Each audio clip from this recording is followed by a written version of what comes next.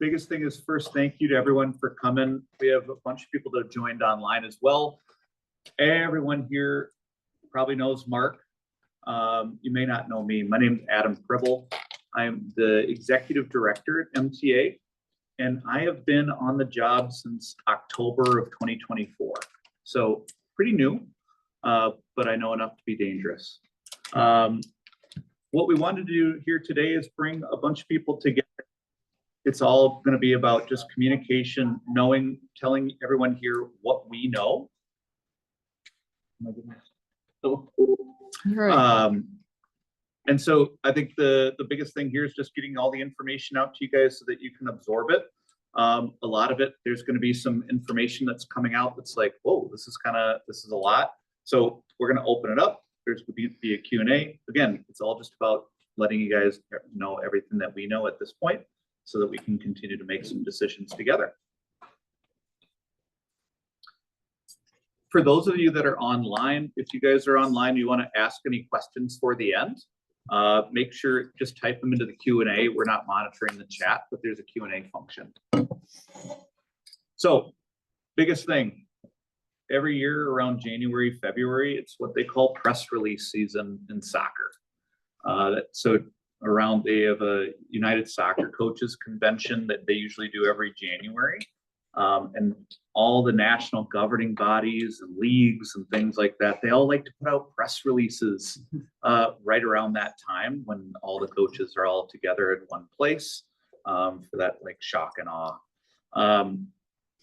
This year's been no different. There's been a bunch of stuff that's come out recently. A lot of it you've probably already read. So we're going to cover that a little bit today and talk about what it means for MTA and what we're going to do as a result of that. So up here on the right, we put a little timeline here for you because actually some of this is kind of important. Some of it happened this week. So I'm glad that we scheduled this for when we did, because if I'd scheduled it last weekend, we'd have to do it again. So January 9th, MLS Next 2 was announced. Okay. On February 7th, TCSL announces that NPL Super is going to become ECNL Regional League Twin Cities. Okay. We'd been working with TCSL on this leading up to it, but this is when they put this out for the general public. February 27th. So now it's what? Last week? MLS Next 2 gets re-announced. Now it's called something else. Now it's called MLS Next New Tier. They got rid of the 2 for right now because they figured out that may suggest that it's the second tier. Okay. The North Conference is established. So the North Conference, we're going to talk about that because it's local and relevant to us. There's going to be 4 or 5 Minnesota clubs that will be participating in that. So you've probably heard of it, read it a little bit, and we're going to talk about that today. It is important that we'll talk about it in a subsequent slide here, but MLS Next 2 is operated by the National Academy League. March 3rd, this is when TCSL announced a universal tryout window. And so we'll talk just a little bit about tryouts. I will just say that I want to make sure that we address tryouts because it was just announced this week. Obviously, with that coming out just this week, there's a lot that we don't know. We had already put out our tryout windows. We had planned on everything. This is throwing a wrench into it. And so even as they announced it on Monday, they'd also been contacting us to say, we announced this, but we might be walking it back. We're getting a lot of feedback. And it's like, okay, I told you were. Everyone's made plans already. I've already had to move my vacation plans. I bet a bunch of people are already starting to take a look at some of this stuff if you can. That's all to say, a lot of this is having a local impact on families, and that part is the part that's really unfair that I don't like. But we're going to manage it as best we can. But I do want to be clear that a lot of it's TCSL's decision. And a lot of it's in reaction to what's happening in the market. Then on Wednesday, because they knew that I was having this town hall, all the national governing bodies came out and said, okay, now we're going to announce this thing that we all said that we're going to do. We're going to change from birth year to school age in the registration. Thank goodness not this year, 26, 27. There is a silver lining even there. At least they all agree. So I was concerned that they were potentially going to be saying, you guys just figure it out. And US Club and US Youth Soccer does something different, but all the national governing bodies and large leagues are all moving that school year.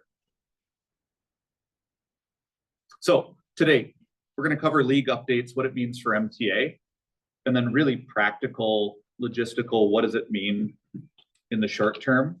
And then we'll take some questions towards the end.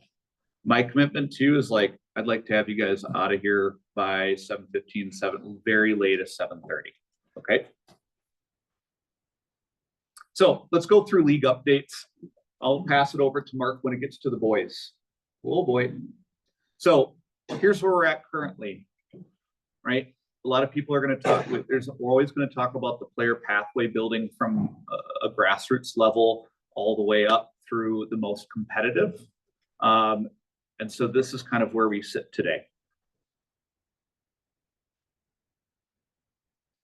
Most of the changes that are happening in the local Minnesota market are going to affect that NPL platform and the NPL leagues that we participate in through TCSL. So here it is. This part was announced again on February 7th. Essentially, TCSL over time has built NPL Premier and NPL Super. Okay. Previously, with NPL Super, that whoever came out of the age groups there, they were the ones going on to NPL championships playoffs, right? Now they're splitting it up so that to say that NPL Super is becoming the ECNL Regional League Twin Cities. And the key part is that it's a team-based competition. So this isn't awarded to a club. It's whatever teams are participating at that individual age group. There's promotion relegation based on points. And so those same benchmarks and criteria still apply. The cool thing is there's more opportunities so that like ECNL Regional League, Twin Cities, that winner will qualify for the ECNL Regional League playoffs in June, July. And now same for NPL Premier. So those NPL Premier teams previously, they would move up to NPL Super, but they wouldn't necessarily go on to the postseason. Now there's a little bit more opportunity for postseason qualification. And again, as you guys have questions here, if make sure you log them, hold them on to until the end, okay? Okay, so covered TCSL, ECNL Regional League. Then we move into this MLS Next thing. What is it? A lot of people are going to take a look at it at face value and say like, oh, great, MLS Next is a good product, a good platform on the boys side. This must be a good thing. It could be. It could be. I'd like to see what it is first. And this is going to be the biggest thing is I don't think we know what it is. But I will tell you the facts as we know them. MLS Next 2, it's not run by the MLS, okay? It is a licensing or a rebrand. And so they're taking these current league operators like Elite Academy, there's the Sporting Development League, Cobalt Sports, National Academy League. They're taking all these other different, what they've called national leagues, and they're rebranding them and consolidating into this MLS Next 2, okay? It's gonna stay run by those league operators. They say that it's gonna be some different technical standards, some things that MLS Next will do to help strengthen it, but again, I don't know what that is. They haven't been able to tell us yet. A couple key points is like MLS Next teams aren't going to be playing MLS Next 2 teams per se. And that right now, as it's stated, there's no pro rel, so that doesn't mean that next two teams or next two clubs will be moving up into MLS next. And then in a lot of cases, for example, in the North Division here, we have Wave FC in Wisconsin and Bavarians that are already in MLS next. So they'll be putting their second teams in that competition. So that's what we know about this MLS Next 2 that's popping up. For us more locally, there's 5 organizations, 5 clubs in Minnesota that said, yeah, we're going to raise our hand and do this. So Minneapolis United, Blackhawks, Lakeville, Manitou, and Tonka Fusion Elite have all raised their hand and applied and said, this is a thing that we're going to do on the boys' side. We know that's operated by the National Academy League. I want to be really clear. We underlined it here because this is concerning for me as someone who's been involved in youth sports for the majority of my life. National Academy League is owned by 3 Step Sports. 3 Step Sports is a private equity, or it's owned by private equity. So if you follow that, like we have private equity coming into our local space and running leagues here, that makes me pretty nervous. Like overall, for the overall health of our ecosystem, if we know how private equity operates, it just makes me nervous. So functionally, what's happening is that we know that these clubs that have signed up are going to be taking their first teams just out of TCSL. So right now, that will just be affecting the boys' side. But in conversations with TCSL, we know that, like, for example, our ECNL team doesn't play in TCSL, and for a good reason. And so the same will apply that, like, if you're going to join something like this, they're not going to be able to play in both. But they will also not be able to retain the spots that they're vacating, right? So you can't take a team and move into a different league and then somehow retain that spot, because where are those kids coming from? Are they from within your club, etc.?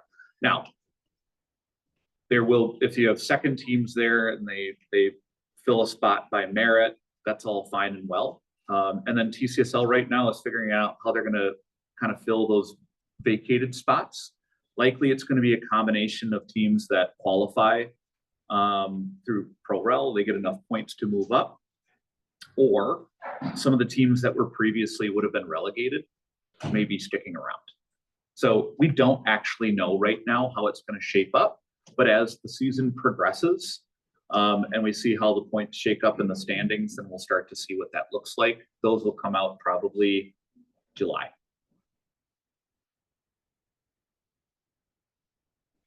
So we were approached by MLS. We got the call in December. And we got the call and said, you guys should apply. And we said no. And, I can say this confidently. I sat down with Mark. Actually, I think Mark was my first call. Like, is this something we should do? Because I don't want to, I'm not here to say anything like, I think MLS Next is a really good thing on itself on the boys' side. It's not on the girls' side. So that was my first pause, is that, like, we care equally about boys and girls within this club, and I'm not going to leverage one side for another. And I do think that there'll be decisions that a lot of these clubs have to start making in the near future, and I don't know if they're looking out that far ahead. But the biggest thing is that we look and we say, you know what? The ECNL is a phenomenal platform. And it best helps us to achieve our mission. And really, so we're talking about ECNL, it's a top high-level national competition with a proven track record. The biggest thing is, like, they say they're going to do something and they get it done. And they've been doing that for 15 years. We believe that ECNL provides us an opportunity to balance, like, the travel and exposure, right? Like, we're not here, I don't think, like, none of us are here to say, like, we should be traveling all around the country and spending tons of money if we don't have to, but we have to balance some of that with the right amount of exposure and playing top competition. So like, we feel that the ECNL provides us with that balance. Not only that, but you get opportunities that are really important, like playing high school soccer, which we just believe is a vitally important part of the landscape. And so some of these platforms, like MLS Next, if you play for Minnesota United or Shattuck, you're not playing for your, well, Shattuck's a little different, right? But Minnesota United, you're certainly not playing for your high school. They just don't allow it. This is where, Mark, do you want to tell your story with Jackson in high school? Yeah. I think it's. Some of you know, my son Jackson plays in MLS. He's in his 9th season. He came up through MTA all the way through, and it was before Minnesota United had their academy.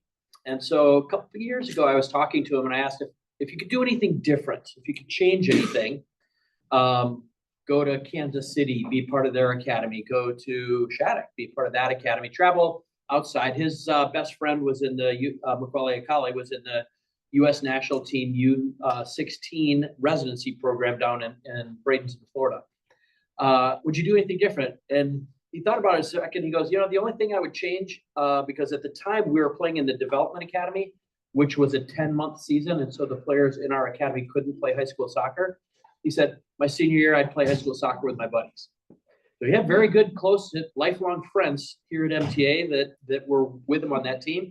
But he was the team manager, and he missed out on the last year of playing with his friends and being a part of that. So it's if any of you guys paid attention to the youth sports in Minnesota, last night was the state high school hockey championships, both Class A and Class AA. 20,000 people filled the X. 20,000. That's more than they get 18 to 19,000 for Minnesota Wild games. They had 20,400 for a high school hockey. It's our state championship, but it means a lot. There's so much that comes along with that. And, it's not necessarily the quality of soccer, but you're playing under the lights and your name gets announced over the loudspeaker in the morning when you scored a hat trick or a goal or something like that. And they put things up in your locker and you wear your game jersey or a tie to school on game days. There's a lot more to it that is very important and part of the maturation of our kids. And that was the one thing Jackson identified is he'd like to go back and play his senior year in high school.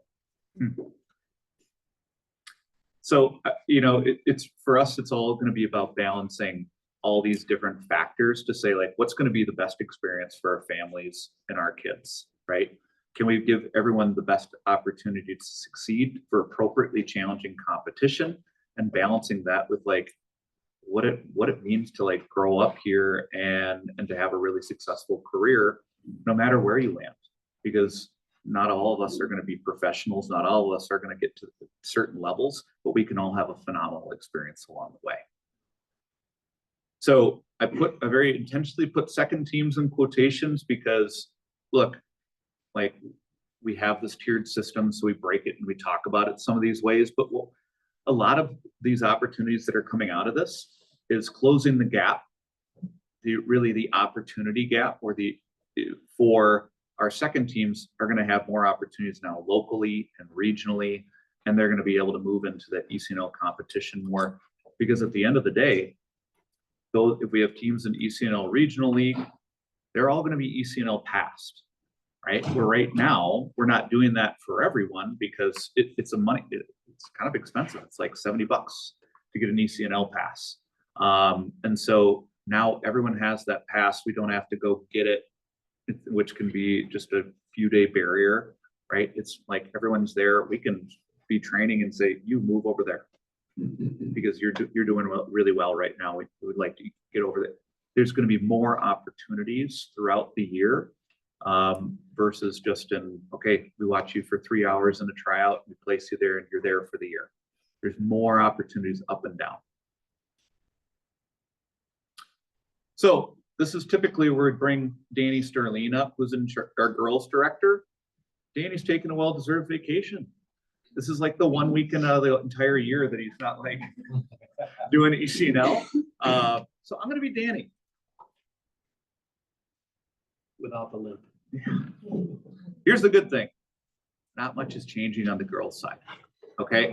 But we're going to keep a close eye on what's happening with TCSL and what happens with the ECNL, because these things, as we know now, they're changing and evolving. So you see the flip there that happened basically, with this ECNL Regional League Twin Cities. I think as I'm looking at the standings and tracking things, most, if not all of our age groups will have ECNL Regional League Twin Cities. If we have more than 2 teams at a given level and a third team, they'd likely be in MPO Premier. So we're going to have all those different offerings filled, where now our second tier will most of the time be ECNL Regional League. But again, it's all based on merit and where it falls within the points. So there's going to be a question that comes up of like, there's also this ECNL, when the ECNL, we're in the Midwest Conference. We keep asking if we can get into the ECNL Regional League Midwest Conference, because that's every ECNL team's second team. So those are really appropriate games for those second teams. Really challenging, but appropriate level. Unfortunately, Minnesota, of course, we have to be different. We put high school soccer in the fall. Okay. Every other one of these states around us, they all do girls soccer in the spring. I got to say, as like a former athletic director, it probably wouldn't work in Minnesota. Because all I did in the spring is just move games constantly. It's like move baseball games, move softball games. That schedule we worked so hard on, just blow it up.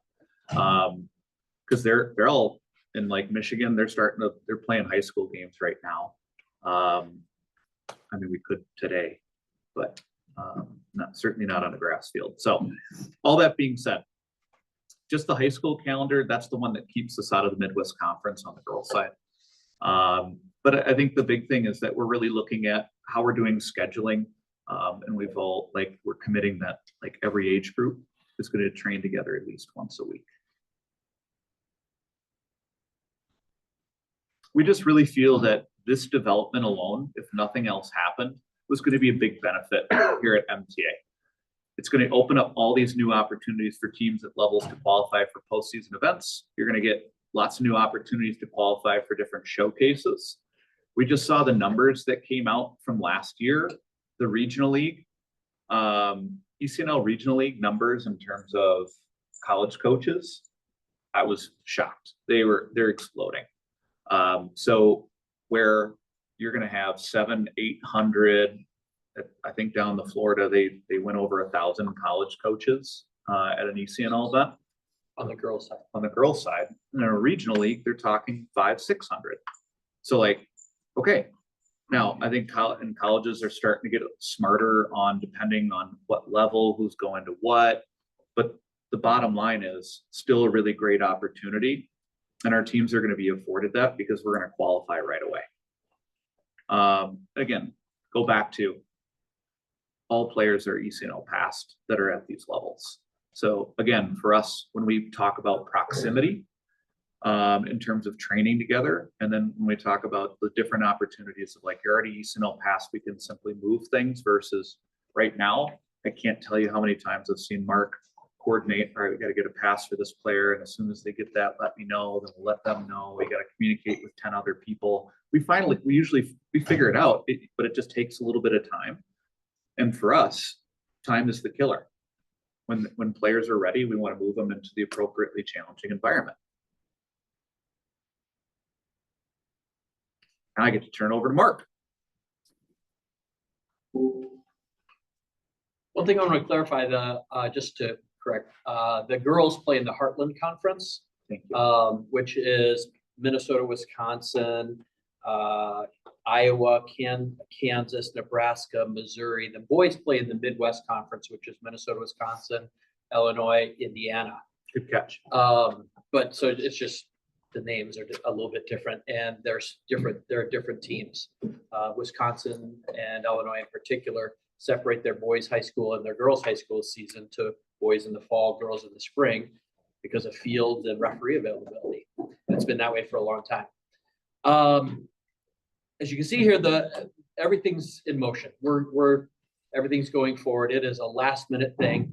But our second teams, and this is a big announcement and wonderful for us, are moving into the ECNL Regional League Midwest Conference. Now you heard Adam talk about the Midwest or the ECNL Regional League Twin Cities, which is a change in name and nomenclature, semantics really, of the local leagues that we're already playing in.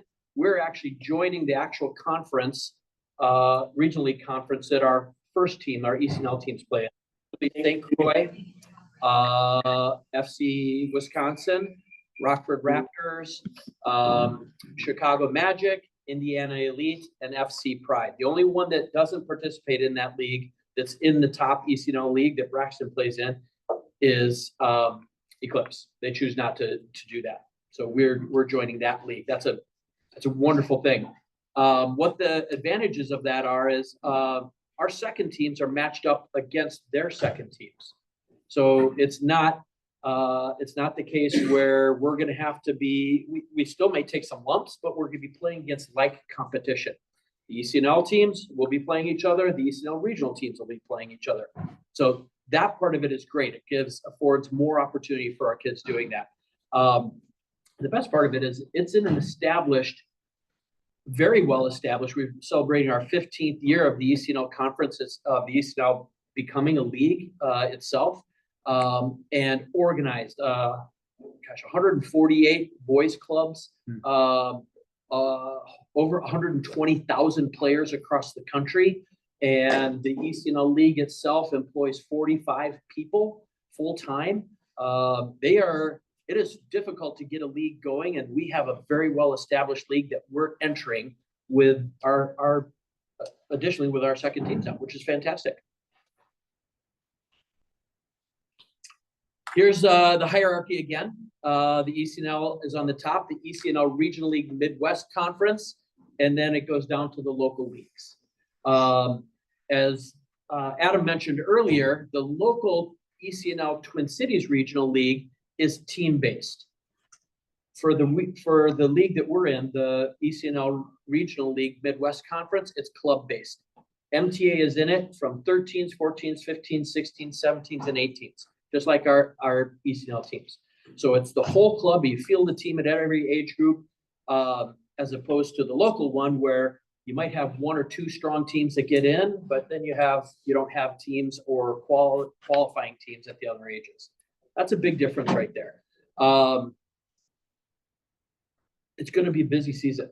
Those guys are already, those teams are already playing in the Twin Cities NPL Super Group, Premier League, or TCSL League. They're getting the 14 to 18 games there, and now they're going to add 12 more games. So we play home and away fixtures. So we'll go to Indiana on one weekend and play 2 games a Saturday and Sunday. Indiana will come here. We'll go and we may actually meet in FC Pride out of Indianapolis part way and play them twice on one weekend in Rockford. Rockford's a 5-hour drive for both of us. So we'll get creative about how we do that, but it's you get a home and away, and it becomes a more robust season. It just helps in a lot of ways. As Adam mentioned, all those players will be ECNL pass, so we can pull any of those players up that we need to pull up when we have need into the ECNL team.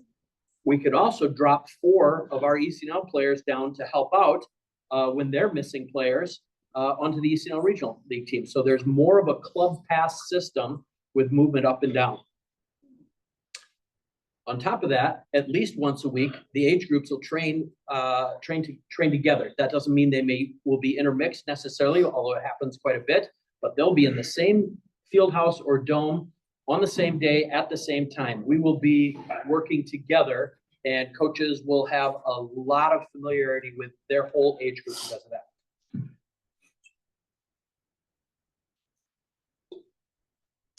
It's a great step forward for us. Higher level of competition opens up new opportunities for us. The possibility of traveling to ECNL showcases, ECNL Regional League showcases, the possibility of advancing to the ECNL national playoffs, just creates a bigger platform for more of our kids to play on a national level, which is awesome. It's what MTA is all about. We're also talking about possibly hosting a showcase here. Yeah, we're gonna host, the plan is for us to host the ECNL Midwest Conference and ECNL Twin Cities League and have a multi-site, showcase here in the Twin Cities. The advantage of the Twin Cities, right? Absolutely. The advantage of the Twin Cities, we have close to 30 indoor facilities, domes, and indoor places that we can play in the winter. Milwaukee has 5 and Chicago has 5. Indiana has, FC Pride has a space about this size that they train in. We have a tough climate for soccer, but we have wonderful facilities here that give us that opportunity to do things like that. I'm actually gonna go back to this one real quick. You'll notice that like this got split in 2. I just wanna, when we talk about how does this relate to the MLS Next 2 thing that just came out? That like, this is just my opinion here. I'm putting, MLS Next 2 somewhere in here comparatively. So I think some of this is going to be about confusion in the marketplace. You throw around different brands. Like ECNL here, I would compare ECNL like with MLS Next and like MLS Next in this market, right? Like that's the highest tier. When they come out with something called MLS Next 2, that like I would put that somewhere in ECNL Regional League level. So that when we bring that forward to what we're talking about, MLS Next 2, those clubs, they can't do that and also participate in the local league. I'm worried about those clubs not having enough games for those kids. We're looking at it and being very intentional and working with the league and saying, how do we solve this problem together? Mark and Matt and the entire club had built up the boys side. They were going to be doing ECNL Midwest Conference, ECNL Regional League Midwest Conference already. It was already going to be done. And then they announced ECNL Regional League Twin Cities. They're like, wait a minute.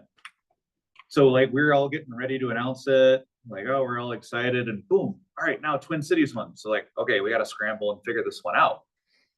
But we think we actually landed in a better place because now they get to play in both competitions. If they were just doing ECNL Regional League Midwest Conference, it's only 12 games.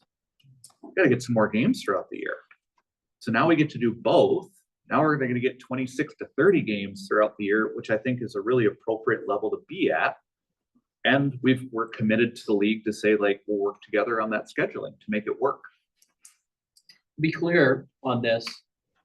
The third level there, that league, even though the name has changed to ECNL Regional League Twin Cities, that is the league that all of the MLS Next or the new competition tier, that's the level they're playing in right now. That is their level right now. That nothing's changing there other than the name. So as you're looking at this, if you have a boy in the club and this directly affects you, you're going to have a whole bunch of questions that start swirling: travel, pricing, some of those different pieces. And we're going to touch on that here. I only have one daughter and she's 2 years old. So like I've got a little bit, but like, I know that like most of you are sitting here like, yeah, get to the part that affects me directly. I had 3 MTA payments at one time for a number of years. Why you started working here, right? Good thing I like 2 of my 3 kids.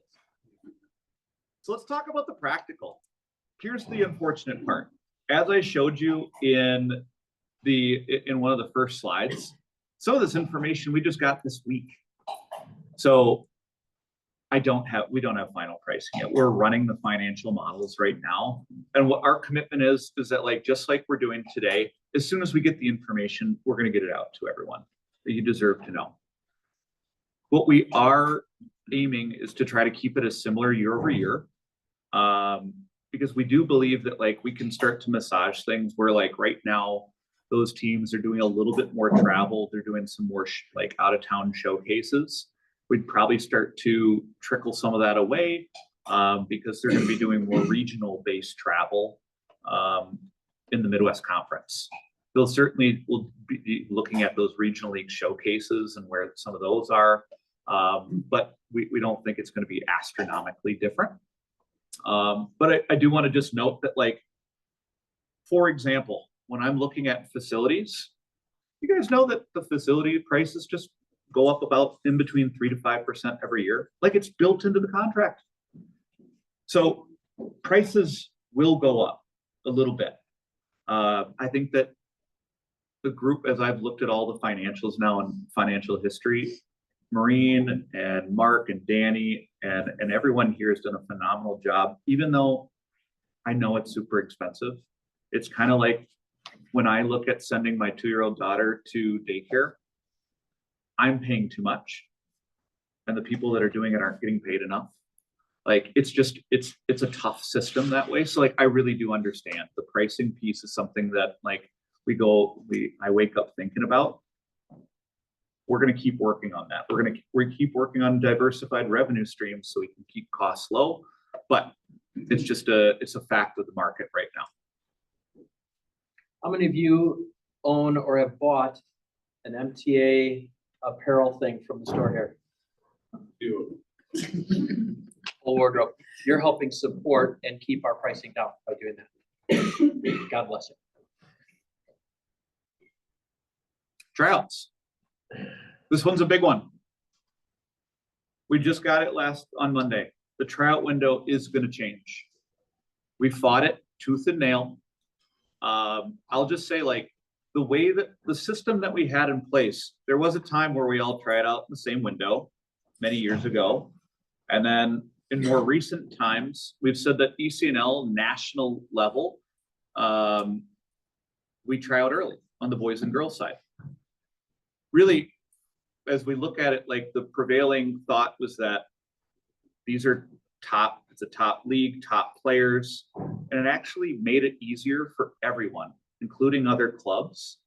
It's like, let's get those top 18 players out of the market, and they're over there, and then so that way they're not going to different tryouts.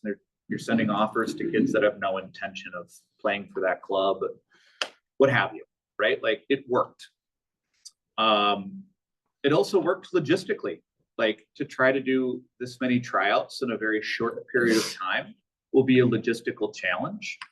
But at the end of the day, it's not our decision. TCSL made a decision here. And I will defend a little bit their decision-making. They're looking across the country, and they're seeing that there's some markets that don't do this. They just kind of say, you guys just do whatever you want. And that can be a slippery slope. So, and when I say that, it means, like, there's another option here where just everyone tries out whenever they want. And you could have had one of these clubs say, we're having tryouts next week. Spring break tryouts. What do you think? Right? Like, now that wouldn't have gone well for them, and I would have said, awesome, you guys do that. All I'll say here is that, like, we're going to continue, like, there's some things that we can control. There's some things that we can't. This one we can't right now. Although, man, we've tried everything we can to affect it. Our commitment, though, is that, like, as we learn things, we're going to get it out to you as quickly as possible. For example, when we learned this on Monday, we already had a plan B. And we're just finalizing a few details. We expect that we'll be able to communicate it here in the next couple of weeks of, like, all the details on tryouts. Here's the part that really stinks for me. There's so many people that I've already talked to that have already booked travel, that have vacations, that did all these things around this tryout. That really pains me. And I wish there was something I could do about it. If you would really like an ear to talk to about it, one, you can always reach out to us. Also, if you're upset, I would also go to the TCSO website and get to contact us and send them an email, because they should understand. We have told them what the impact will be, but they should also understand that. I think that's appropriate. I'm not going to give you their cell phone numbers, but like, I'm not nearly as nice as Adam. Yeah. So right now, here's what we know. July 20th will be the new window. That will be for everything. So that means ECNL, Regional League, everything 13U and above starts on July 20th. When you say window, do you mean everything happens on that day? And after. And That after? day and first after, available. yeah. So what's the yeah. last day of the week? I believe it'll go through like July 26th. Into August. It may go in even a little bit later. It's basically, here's a 2-week window, something like that. They're also gonna be instituting, and this is the few details we don't have like in cement. They're gonna have like a commitment date. They're looking at July 24th. So that will say like, you can actually go to and do different tryouts, but you're not actually committed to any one club until that July 24th date. It creates a lot of problems. We have teams leaving, 3 teams, 2 girls teams and 1 boys team, leaving on July 11th, I believe, for the Gothia Cup in Sweden. They don't get back till the 20th. Right? We have the possibility of teams in the NPL leagues qualifying for nationals that are there until the 21st or 22nd of July. Not only that, but any other club in Minnesota that qualifies for those playoffs will be there.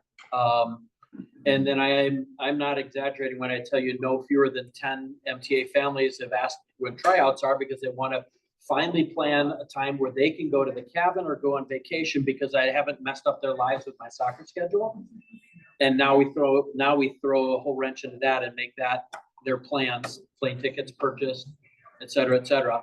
So it's painful, and it's going to be messy and ugly this year, and we're sorry. And I'll still give you their home phone numbers. To be clear, we believe and well, we know from conversations that like, this is a reaction to this MLS Next 2 thing, because we had five clubs in Minnesota that wanted to come in, say, we're doing this MLS Next 2, and then they all said, we're going to try out early as well. And that's when TCSL said, we got to put this thing in the box somehow. So no, you can't do that. So basically they're now saying, if you're a TCSL member club, you have to try out in this window. If you have 1 team in TCSL, your entire club has to try out in this window. So, you may even be thinking like, well, just pick up your stuff and go. I'm not going to leverage all of our juniors teams. We have 32 teams that are playing in that league, and even more when you add in 13U and above on the boys and girls side. We're not going to leverage that to go to try out early, because it's not like a silver bullet. It's not, it will be logistically challenging. The timing really stinks. Like doing this in March, I think is just not fair, because most families now are planning their entire summer like Jan 1. It's like, so we understand, and it's a bummer. So the other note is that you saw there, and of course, like, we could have a whole meeting about this one, and it's not the main focus for today, but tryouts are changing to school year in 26-27. So that was announced on Wednesday. 2 seasons away. So certainly that will have some impacts down the road. I don't have all those answers for you today, but just know that that's coming. The other piece that you may be looking at is like, how does this all break down? If you have a kid that's going to be looking at, or you're in, NPL Super, NPL Premier, what does this all mean? You could have, with 5 different clubs, potentially those first teams leaving, it's going to mess with a lot of the standings and where people end up. So it's all kind of in flux. And we're not going to know those divisional makeups until a little bit later. Because like I said, those first teams that are going to MLS Next 2, those spots are not going to be held for them. They were trying to make the case that they should. They're not. Okay. And so that will leave open spots to fill And it'll be a backfill with either teams that were previously relegated or teams that are moving up that are being promoted. Whew. Okay. A lot has happened. A lot has happened in the past 60 days. I'd like to tell you that this is like completely abnormal, but Mark's been doing this for a while and he's seen some of these things happen. Sometimes it's been crazy like this, and but I think we just know that like change is inevitable, specifically in this youth soccer world. So we're at the point where we're doing quite well on time at 6:54. So we're going to open it up for questions. So if anyone here can raise their hand, ask a question. We also have Kate that is curating some from online, so we'll try to bounce back and forth. We'll start here. So as an example, ours is a 2011 boy, and there's an ECNL and a TCSL. Is there any idea what range of teams there'll be? Do you have a TCSL team that? That Is it- TCSL team Yeah. will become part of the ECNL Regional League Midwest Conference, Okay, whomever makes that team next year. And will continue to play locally in the state level that they qualify. So if they qualify for TCSL again next year, TCSL. If they qualify up to NPL Premier, then that's the local league that they play in. okay, got it. No matter what, our second teams at 13s, 14s, 15s, 16s, 17s, and 18s are playing in the ECNL Regional League Midwest Conference. Understood. Indiana, Illinois, Wisconsin, And Minnesota. then where they qualify. Okay, And then- I got And you. then locally, Got it. wherever they Yep. qualify for, that's where they'll be locally. Bingo. So that's how they have enough games. Yep, you got Plenty it. of games. We're gonna do one from online here, and then we'll keep going around. So, interesting question here. Can you explain why you're concerned about private equity owning a soccer league or being a league operator? As a private equity operator, I could tell you should be concerned. That's what I do for a living. You should definitely be worried. Yeah. Why? Why? Yeah, so you've got like a bunch of 27-year-old kids in New York running your league. Oh. Right? I mean, that's the truth of it. In Europe? No, in New York. Oh, in There's New just York. a bunch of kids running the league, cutting costs. They have no idea what they're doing. You should absolutely be afraid. And then they have a commitment to their investors to be out in 3 to 7 years, called 5 years. They have to get out, really, probably 5 years, 7 years Yeah, at the so- longest. They have to sell it at a profit. Oh, absolutely. Yeah, and so for those, I'm gonna restate it also just because make sure the audio can pick it up. The reason I would be concerned about private equity coming into youth sports, and you're seeing it more and more. One, I think a lot of it is for real estate. I don't think it's actually about the operator, which in our case is like the club. You know, they care about the ground it sits on. And private equity, they're gonna come in, they're gonna be there for 4 or 5 years, they're gonna try to turn a profit, and they're gonna dump it. I don't think any of those decisions made by an organization like that, they just don't, they're not putting families and kids first. Okay? ECNL, on the other hand, like it's formed by a bunch of clubs coming together and saying like, we happen to be one of the first 40 to say like, raise our hands. Yeah, we think this is a really good idea. And getting to know the ECNL folks, being in the organization, like they're doing what they say they should be doing. And they're doing it for the right reasons. And so that's why we're going to continue to double down on that as a platform. We think that's really important. On that same vein, I want to add something that I should have added during the presentation. That comment rings true to me. When you go through, whenever tryouts come around, tryouts are the time of year when sane people go a little crazy, crazy people go off the deep end. It's nuts, right? It's crazy. And you're gonna hear all kinds of stuff from clubs and coaches about what we're going to, oh, we're planning to do this, we're going to do that, we want to do that, which is exactly what you're gonna hear here with the MLS Next new competition tier. The thing that I really feel strongly about the ECNL and about MTA is we are doing this. We've been doing it for years. The ECNL hosts 36 national showcase and playoff events. every year. It's not we're planning on, we're gonna build to that. We're not trying to build the airplane as we're taking off. It's already been done. It's been happening year after year. Same thing with MTA. We've been doing this at this level for years.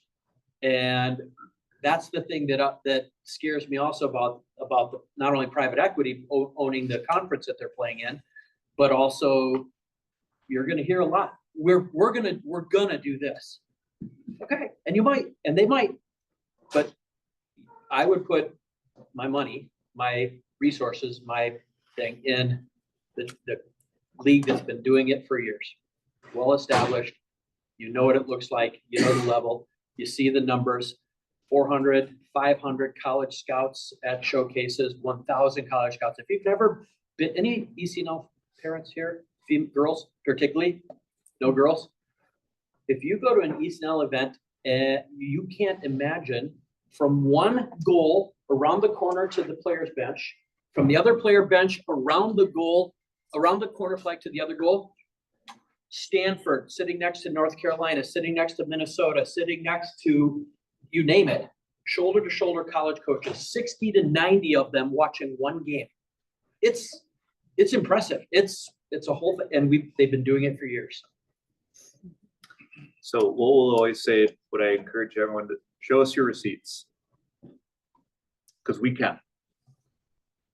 Question? Are both ECNL levels gonna be playing in this Twin Cities regional?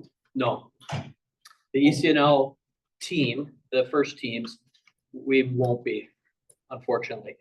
And there's simple reason on the boys' side, there's simple reasons to that, and actually the girls' side also is that we're a level above already. So getting more games is a great thing.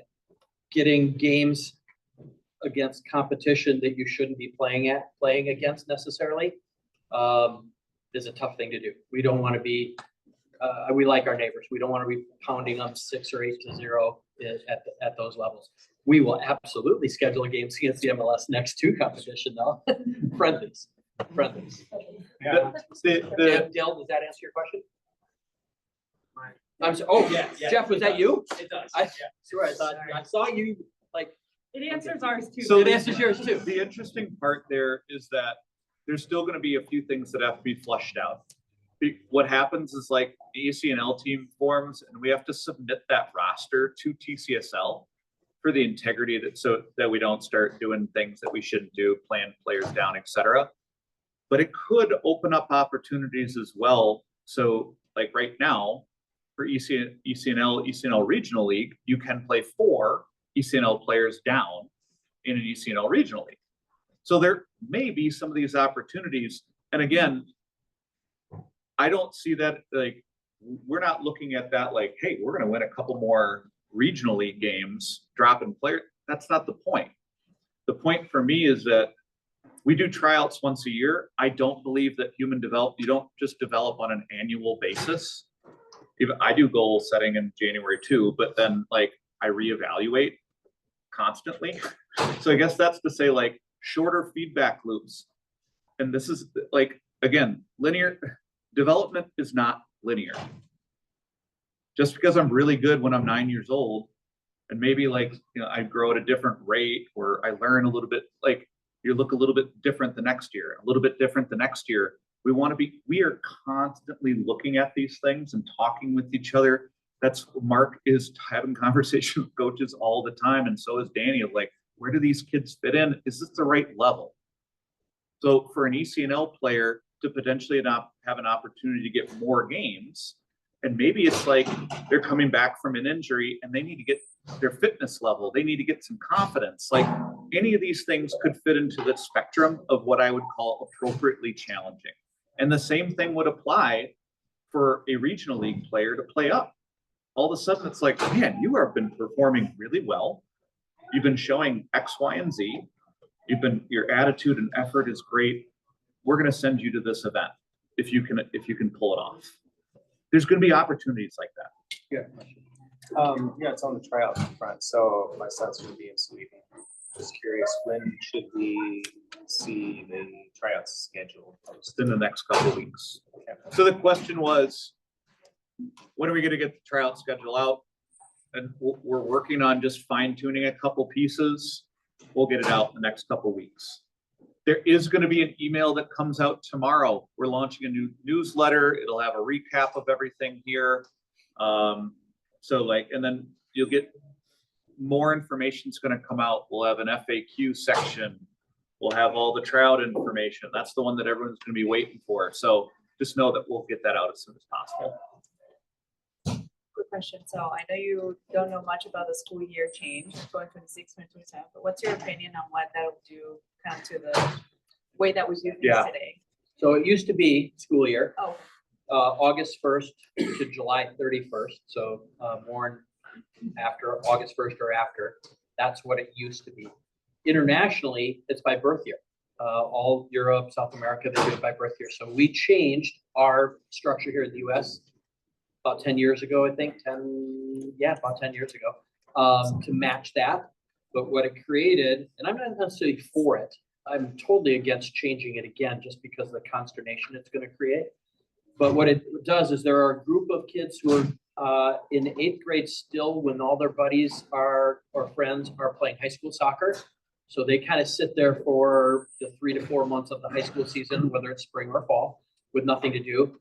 And then there are a group of kids who are younger in the birth year, and they're still seniors this year, that bump existing ECNL players off the roster because you combine the ages. This year it's 06 and 07s. So we have a small handful, 3 or 4 06s that are still seniors that were in that same level last year that now play it again. And then kids who were on that all the way growing up didn't make the team just because of a finite number of roster spots.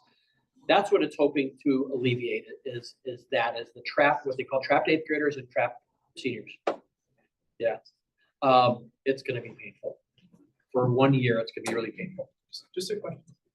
Yeah, she had her hand up first. I was just back to tryouts, just wondering what's gonna be the process if you cannot try out on the given date?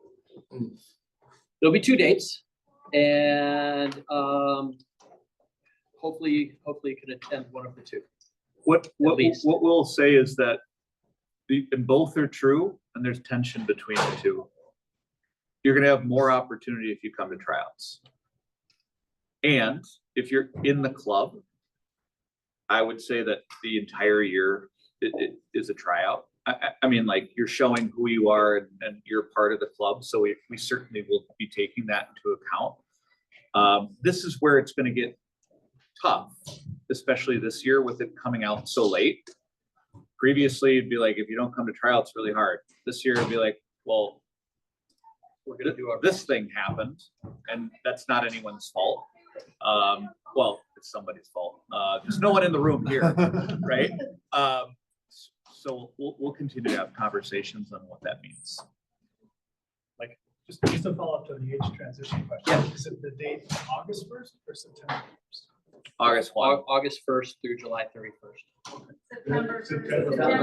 September 1st? You had a club announcement first. I'm sorry. It used to be August 1st, and I just, they They're just, switching it to September. Oh, good. Did that come out on Wednesday? Okay. Okay.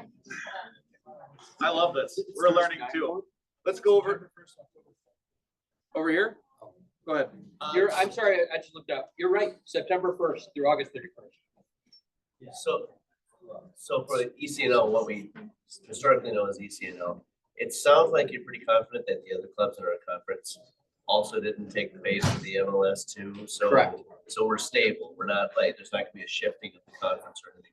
There is movement within the ECNL league across the country, and I can speak specifically on the boys side because that's where MLS Next is affecting it. A couple clubs did move out they took the bait and wit to MLS Next. All of the clubs that did, and you could count them all on one hand, were all clubs that were really struggling at the ECNL level, and that we do have a promotion relegation. It's not an official, you win, you move up, because it's by club. But if your club is not doing well and not performing well in many categories, not just score goals, but administratively, behaving well, following rules, et cetera, you can get moved down to the RL and then eventually out. And if you're doing quite well in the regional league, you can be one of the clubs. If you're geographically aligned with where there's a need for a spot, you can get moved up. And they've moved a number of clubs up. In fact, they've created two new conferences in the ECNL from regional leagues that were doing exceptionally well across the board. So yeah, no, for the most part, there's very few clubs leaving. And then and then I'm gonna come over here because I see a hand raised. One of the really important things is that when we look at ECNL versus MLS Next and some of those decision making, it kind of reflects the question here. Like, did we give up an opportunity by not choosing to try to go MLS Next? I want to be clear that we sat down and we discussed it. We made an internal decision that we feel that the ECNL is the best platform moving forward. And it's certainly the best platform. We look at both the boys and girls, right? Like, I don't think anyone in the market can,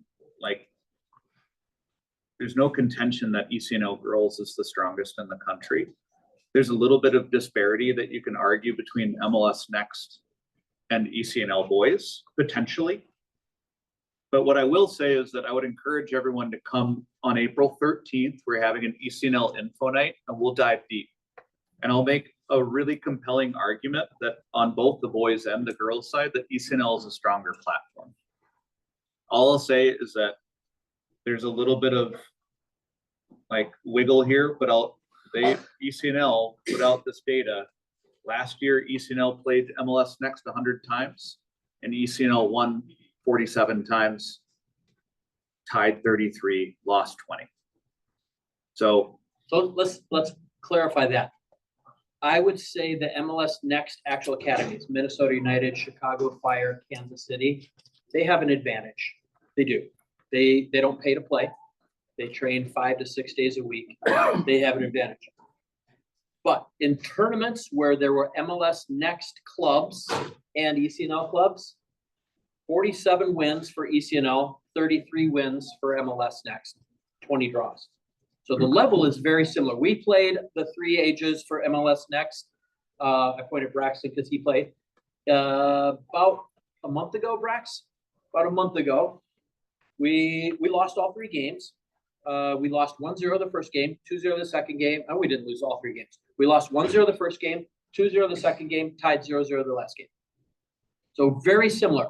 Each year we move players into Minnesota United's academy. I call that an accomplishment. We move players up there. That's great. But the new league that's being created, that's down below. They have the ability, Minnesota United, Shattuck, they have the ability to pull those players from those 5 clubs right now, and they're not.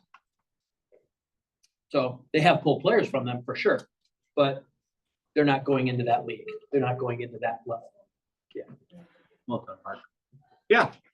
I have a question about the ECNL regional Twin Cities for girls. So I understand that because of the high school schedule, they can't do the Midwest. It seemed like on the boys' side, but being in the Midwest, they got the TCL games and then extra games on top of that. Would the girls' schedule just have more games in the schedule to kind of even that out, or do they just get less No, games? so on the boys' side, all of the aligned states in our conference, which is the Midwest Conference, play high school soccer in the fall. Sure. So the schedules match up. We can start November 1st and play all the way through the year. On the girls' side, which is called the Heartland Conference, which is Minnesota, Wisconsin, Illinois, Iowa, Nebraska, Kansas, Missouri, they all play spring girls soccer. So it doesn't match up. So do they just get less games a year then? No, they get the same number of games. It's the same league. The NPL Super Group is now renamed ECNL RL Regional League Twin Cities. Same thing across the board, same league. Then we augment that with showcase events, different things like that. ECNL that showcase adds more. events now. Now the girls get ECNL showcase events. Yeah. So it's just different. And that's where we say they'll travel a little bit more when you do like a showcase type of event, but and on the boys side, it's just a little bit more regional travel, like, okay, we're going to Detroit and Indianapolis, you know, like stuff like that. You have Good a very question. quizzical look on your face, Dan. What's your question?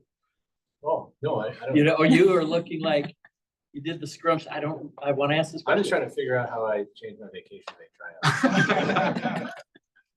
Most of us are. You call the TCSL travel agency. Yeah. They'll work with you on that. So traditionally, you guys, I mean, I know there's some year age groups that are different, but we carry 2 teams for the age groups, right?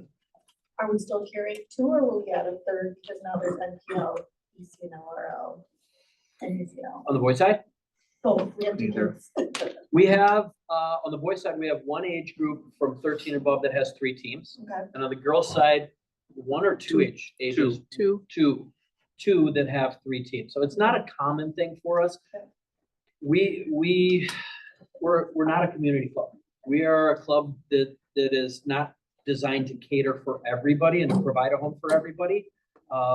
We are designed to have more training and more space at training, which means that limits what we can do in terms of number of teams. So on occasion, we'll have a 3rd team. It's not what we're striving for. some parents are just pets. Yeah, Yeah, it's a good question. it's never gonna be a numbers grab here. So if the quality is there and it makes sense, we evaluate on a case by case basis for each age group. So hopefully, but also, like Mark said, sometimes we're constrained by space. Because the bottom line is, if you get into MTA, like, we want you to have a premium experience, an opportunity for that experience. And that's what we look out for. To answer your question, though, the 3rd teams would then play in whatever qualifying level of the TCSL or Bingo. NPL Premier that they qualify for. Yes, Oh, sorry. So this represents kind of a fairly large growth for ECNL on the girls' side in Minnesota. So as we have more teams kind of coming into those, more clubs coming in, is there going to be any growth at the ECNL level in Minnesota to add another club on the girls' side? Is I there can't believe they pressure? haven't added a 2nd club yet. Okay. The problem is we're on a geographic island up here. And on the girls' side, we're playing high school soccer in the fall. We are a kind of a pain in their ass.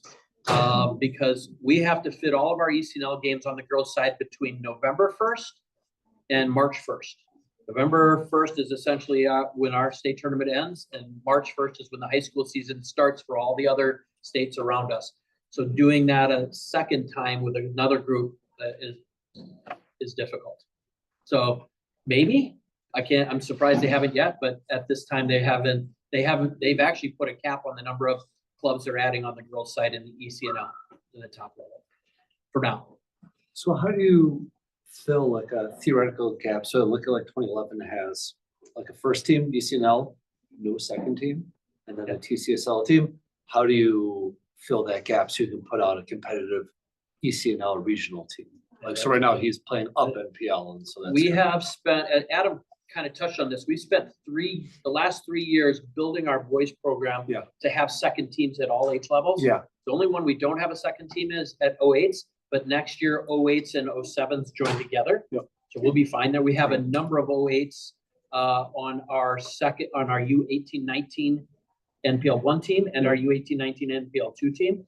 So we'd be good there, but we may take some lumps the first couple of years. We'll continue to build and continue to develop and train and training house and skill building, all the stuff that we do, and continue to develop them because we have to. And they're playing against 2nd teams from other clubs. that's the balance. We feel that, like, when you look at the Midwest Conference, it's gonna be their, similar ECNL 2nd teams. Yeah.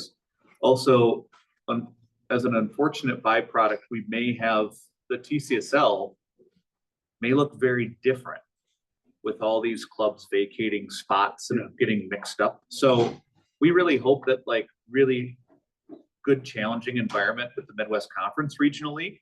it'll fill in. And yeah, It's gonna fill in. yeah. Yeah, cool, great. Any other questions? There's a question that you haven't asked. This this does not have to be the last conversation.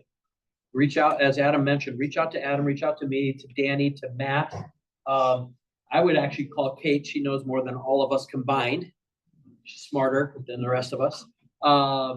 But you think of a question down the line, you have a conversation with somebody, it spurns a question that you haven't asked yet. Please, we're all very approachable. Danny's not very approachable. Because he's never in town. No, look, guys, it's a lot of information coming out. We felt it was really important to do it in this type of format, to get in front of people and then to send it out afterwards, because it's really hard to replace the face-to-face to ask questions. Because frankly, as all this information comes out, at times it's confusing for us. You're like, wait, what now? Okay, this new league starting when? Go ahead. I'm gonna tell you when you're gonna have questions. When you're having a conversation with another family who's talked to another club, and they're gonna say, well, I heard this. And you're gonna say, no, I went to an MTA town hall meeting and they said something different. I'm gonna tell you, this is what we know now. And we're being as open as we can with you. Things can change, but you know, the old proverbial telephone game. Somebody said something to somebody else, and it totally changes as it goes down the line. That's what's going to happen. Come back to us, talk to us in person, please. I want to make sure that we keep any silliness. I'm not kidding you. Tryout times I mentioned earlier. One year, we lost a group of kids because Mark had 5 kids from Africa coming to take their kids' places. And I'm like, wow, if they're really good, I'll take them for sure. But it was just a story that somebody made up, and a lot of parents, it scared them, and they left and went to other clubs because of it. So please, come find out the real information from the people who are in the meetings and know what's going on, because that's important. You're gonna hear a lot of silly stuff over the next couple months. It's gonna get pretty entertaining, actually, but yeah, not really funny. So our commitment to you is, as soon as we know more information, we'll communicate it. Okay, so that means tryouts, league stuff. Otherwise, as soon as we know, we'll send it out. If you want to learn more about ECNL, please come out on April 13th. We'll be sending out that information this upcoming week, but we're doing similar style event, but it's just ECNL info night. Okay. Anything else? Yeah, just a quick question. Yes, please. What are you guys gonna announce, like coaches and stuff like that for junior level and? It's always a great question. Much closer to tryouts, probably in June for sure. You'll hear a lot of, because I'm having conversations with coaches now. Somebody might say something and things will get out, but the official announcement will be in June. At the moment, we like all the coaches we have. A little bit. Cool. Thanks, everyone. Thank you very much, everybody.